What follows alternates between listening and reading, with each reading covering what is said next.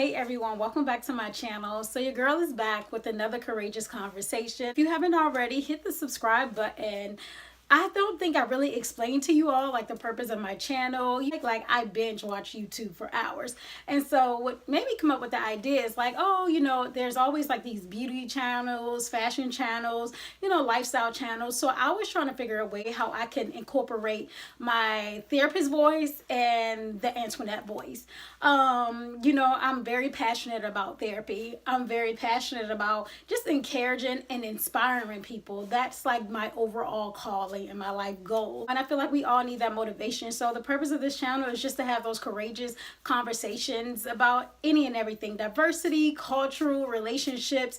I consider myself a relationship expert. Some people will argue with that, but hey, if you ever have a topic that you wanted me to talk about, just let me know. Let's get into the topic today. So today I wanted to talk about something that you would tell your younger self.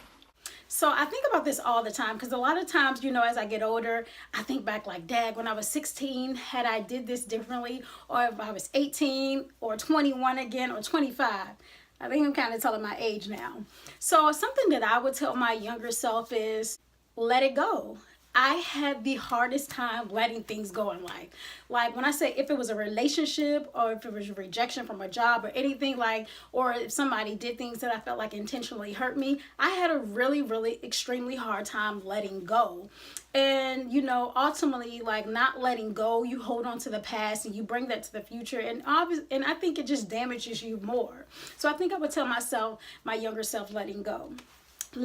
Something else I would tell my younger self is save money. If you're not really educated, on financial literacy, you will end up in a world of trouble. Not saving money, not knowing how to spend money, not knowing how to budget, not knowing how to invest, spending your money on foolishness. If I could take all the materialistic, frivolous things back that I spent and waste my money on, then I feel like I'd probably be a homeowner by now. And not to say like those lessons has taught me so much in life, but I'm telling you, saving and budgeting would be like, and investing, it's like a big, huge one for me. Something else that I would tell my younger self is to have fun, loosen up.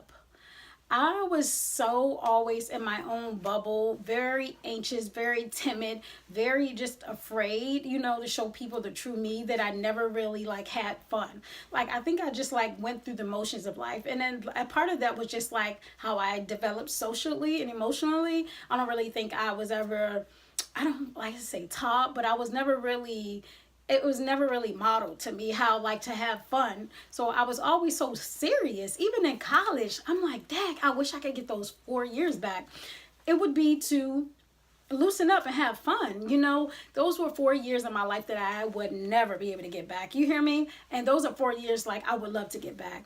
I like stayed with just a certain group of people. I didn't open myself up to building new relationships. Thankfully now, and as an adult, I'm all for creating and building new relationships. But then I didn't have as much fun. So I would tell myself, have fun, experience things. One of the biggest things that I would tell my younger self,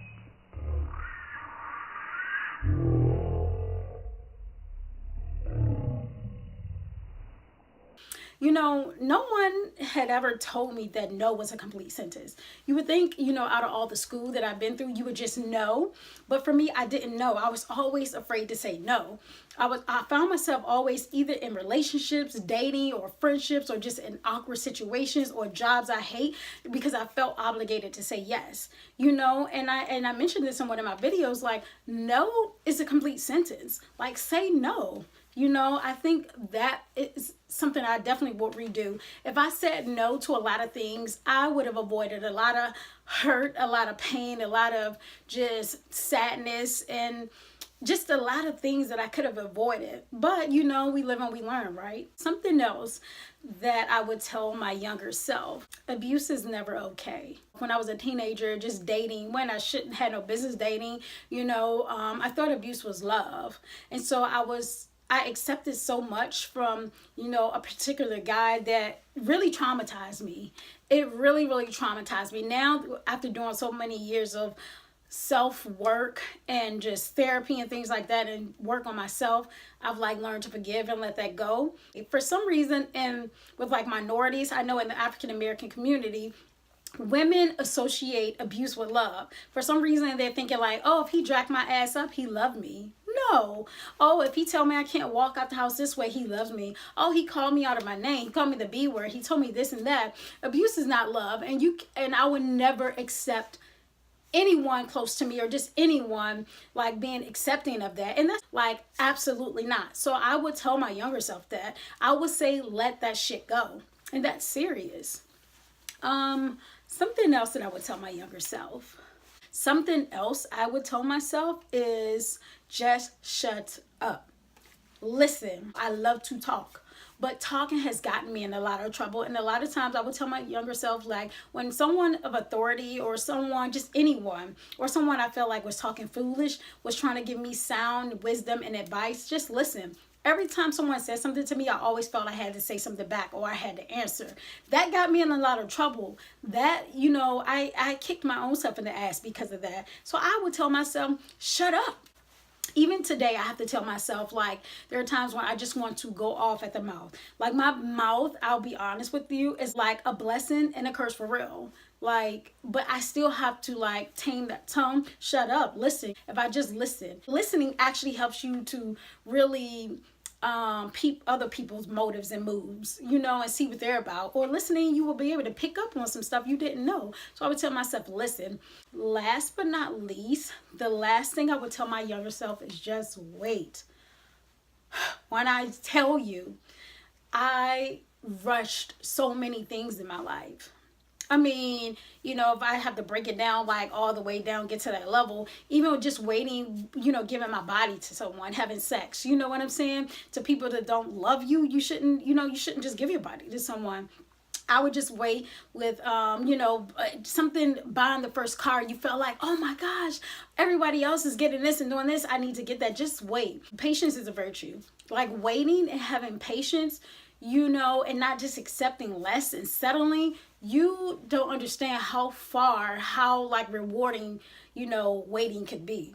When you wait and, you play your cards right, I think you will have a much fulfilling life. So this is something I would tell to my younger self. And even though I'm not that 15, 16, 17, 18, 19, 20-year-old woman anymore, this is things I still have to tell myself. That, when I look back 5 years from now, I still want to say, what would you have told your younger self? Did you tell your younger self that, and did you do that? So this is just what I think. Let me guys know what you would tell your younger self. Let me know if I mentioned anything that, it really stood out for you. Let me know if I didn't mention anything. And again, I'm always open to suggestions and tips for my next video topics. And until then, I'll talk to you guys later. Hey everyone, and don't forget to subscribe to my channel and press the like button. I'll talk to you guys later.